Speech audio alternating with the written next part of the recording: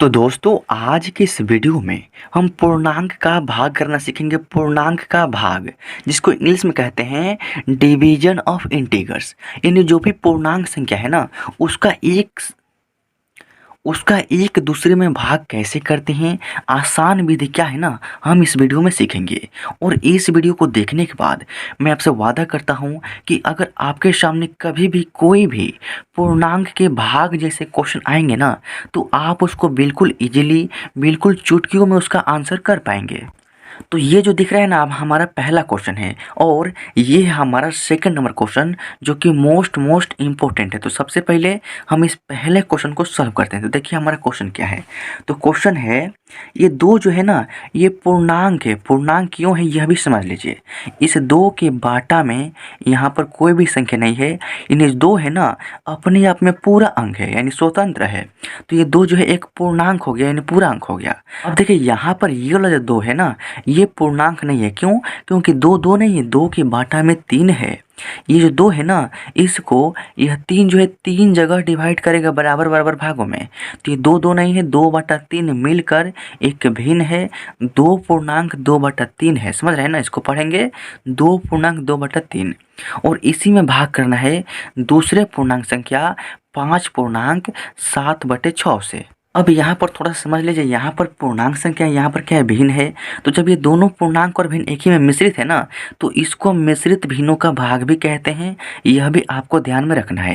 Question एक ही है, एक पूर्णांक का भाग नाम है और दूसरा नाम है मिश्रित भिन्नों का भाग।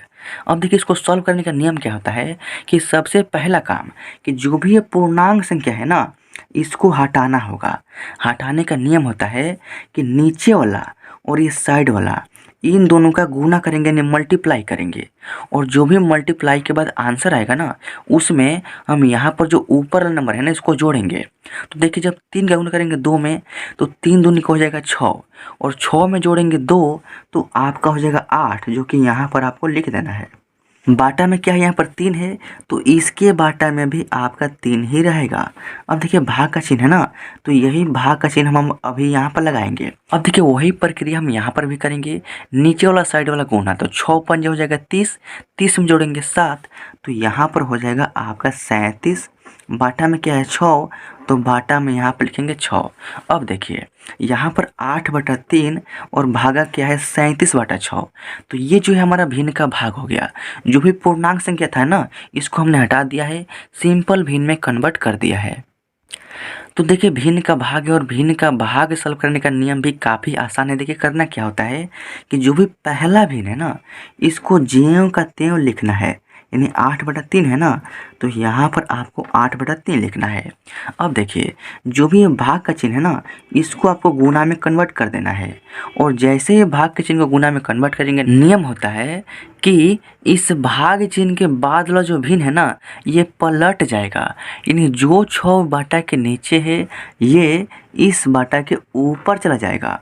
और जो ऊपर 37 है ना, ये आपका इस बाटा के नीचे आ जाएगा। अब देखिए 8/3 और गुना में क्या हो गया 6/37। तो ये हमारा भिन्न का गुना।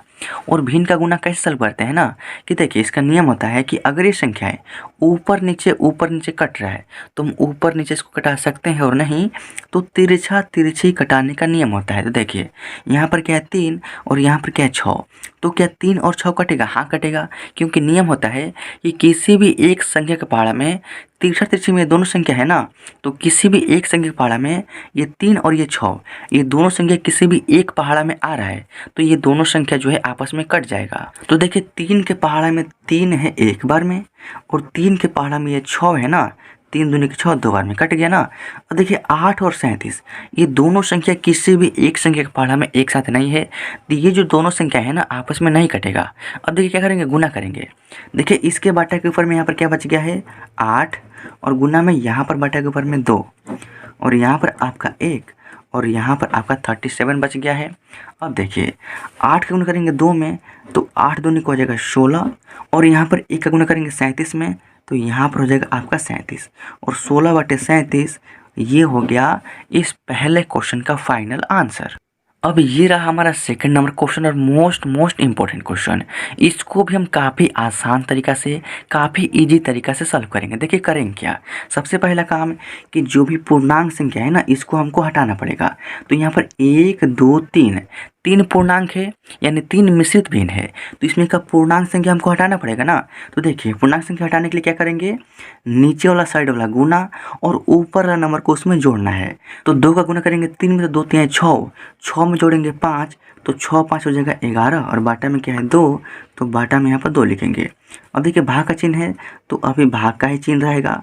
अब देखिए यहाँ पर 3 का गुना करेंगे 7 में, तो 3 7 21, और 21 में जोड़ेंगे 2, तो आपका हो जाएगा यहाँ पर 23, बाटा में क्या है 3 है ना, तो बाटा में 3 लिखेंगे। अब देखिए फिर से भाग का चिन्ह है, तो फिर से भाग का चिन्ह, 2 का गुना करेंगे 2 में, 2 दूनी के 4, और 4 में 1 जोड़ेंगे, तो आपका हो जाएगा 5, और बाटा में क्या है 2 है, तो बाटा में 2 लिख देंगे। अब देखिए करना क्या है, सबसे पहला जो भिन्न है ना, इसको जेम का त्यों हमको उतारना है। यहाँ पे क्या करेंगे, 11/2 को जेम का त्यों उतारेंगे, और भिन्न का भाग सॉल्व करने का नियम होता है कि जो भी भाग का चिन्ह है इसको गुना करेंगे, और इसके बाद वाला जो भिन्न है इसको पलट देंगे। यानी 23/3 है ना, तो यहाँ पर आपका 3/23 हो जाएगा। अब देखिए फिर से यहाँ पर भाग का चिन्ह है, तो इसको भी हमको गुना में कन्वर्ट करना है, और इसके बाद वाला जो भिन्न है ना, इसको भी पलट देना है। यानी 5/2 है ना, तो यहाँ पर आपका 2 और बाटा में 5 हो जाएगा। अब देखिए यहाँ से यहाँ तक हमारा क्या हो गया, भिन्न का गुना हो गया। और भिन्न का गुना सॉल्व करने के नियम आपको बताया है, और भिन्न का गुना सॉल्व करने का नियम मैंने आपको बताया है। नियम क्या होता है कि अगर ऊपर नीचे संख्याएं कट रहे तो ऊपर नीचे कटाएंगे, और नहीं तो तिरछा तिरछी तिरछा तिरछी कटाने का नियम होता है। तो देखिए यहाँ पर क्या है 2 है, और यहाँ पर भी 2 है, तो 2 के पाला में 2 है एक बार में, और 2 के पाला में ये 2 है एक बार में। यानी कहीं से कहीं भी कट सकता है, यानी कहीं से कहीं कट सकता है, क्योंकि तीनों संख्याएं यानी तीनों जो भिन्न है ना आपस में गुना में है, तो इसको हम कहीं से कहीं तिरछा तिरछी काट सकते हैं। देखिए यहाँ पर क्या है 3, यहाँ पर क्या है 5, तो ये दोनों संख्या आपस में नहीं कटेगा। चूँकि 3 और 5 ये दोनों संख्या किसी भी एक संख्या के पहाड़ा में एक साथ नहीं है, तो ये जो है नहीं कटेगा। 11 और 23 भी किसी भी एक संख्या के पहाड़ा में नहीं है, तो ये भी नहीं कटेगा। 11 और 5 भी नहीं कटेगा। यानी अब हमारे ख्याल से कोई भी संख्या एक दूसरे से नहीं कटेगा, चूँकि किसी भी एक संख्या के पहाड़ा में कोई भी दो संख्या एक साथ नहीं आएगा, तो ये जो है नहीं कट सकता है। तो जो भी संख्या कटने वाला होता है इसको कटा लेते हैं, और नहीं कटता है तो क्या करते हैं, गुना करते हैं। देखिए गुना कैसे करेंगे, यहाँ पर बाटा के ऊपर में 11 बच गया है, गुना में यहाँ पर बाटा के ऊपर में 3 बच गया है, गुना में यहाँ पर आपका 1 बच चुका है, यहाँ पर आपका 1 बचा है, यहाँ पर आपका 23, और यहाँ पर आपका 5 बच गया है। अब गुना करेंगे, तो 11 गुना करेंगे 3 में, तो 11 33, और 33 का गुना करेंगे 1 में, तो आपका 33 ही होगा। अब देखिए 1 का गुना करेंगे 23 में, तो 23 होगा। 23 का गुना करना है 5 में। देखिए 5 3 के 15 का 5 हारसिन 1, और 5 दूना का 10 एक हारसिन है, तो आपका हो जाएगा 11, और 33/115 ये हो गया इस सेकंड नंबर क्वेश्चन का फाइनल आंसर। तो दोस्तों देख सकते हैं कितने आसान तरीका से पूर्णांक का भाग सॉल्व होता है। आई होप कि आपको जो भी प्रोसेस मैंने आपको बताया है ना, आपको समझ में आ गया होगा, और आप काफ़ी आसान तरीका से इस टाइप के क्वेश्चन को सॉल्व कर लेंगे।